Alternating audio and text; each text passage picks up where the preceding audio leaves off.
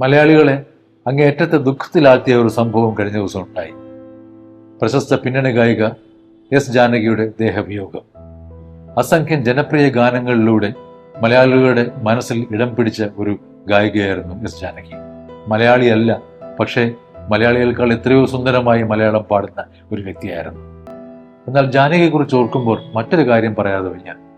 17ലേറെ ഭാഷകളിലായി 40,000-ഓളം പാട്ടുകൾ പാടിയിട്ടുണ്ടെന്നാണ് പൊതുവിൽ അറിയപ്പെടുന്നത്. മലയാള മനോരമയിൽ 20,000-ഓളം പാട്ടുകൾ എന്ന് കണ്ടിരുന്നു. രണ്ടായാലും വലിയൊരു സംഖ്യ തന്നെയാണത്. ഈ ഭാഷകളെന്ന് പറഞ്ഞാൽ ഹിന്ദി, സംസ്കൃതം, ബംഗാളി, ഒഡിയ, അങ്ങനെ പഞ്ചാബി ഉൾപ്പെടെയുള്ള പല ഭാഷകളിലാണ് ജാനകി പാടിയിട്ടുള്ളത്. നമ്മുടെ പത്രങ്ങളൊക്കെ എസ് ജാനകി വിശേഷിപ്പിക്കുന്നത് എങ്ങനെയാണ്? തെന്നിന്ത്യയിലെ ഗായിക എന്നാണ്. ഹിന്ദു പത്രം എഴുതിയിരുന്നത് ദക്ഷിണേന്ത്യയിലെ വാനമ്പാടി മാഞ്ഞു എന്ന മട്ടിലാണ്. ഇതുപോലെയൊക്കെ തന്നെ ഇത്രയൊക്കെ ഭാഷകളിൽ തന്നെയാണ് ലതാ മങ്കേഷ്കറും പാടിയിട്ടുണ്ടായിരുന്നത്.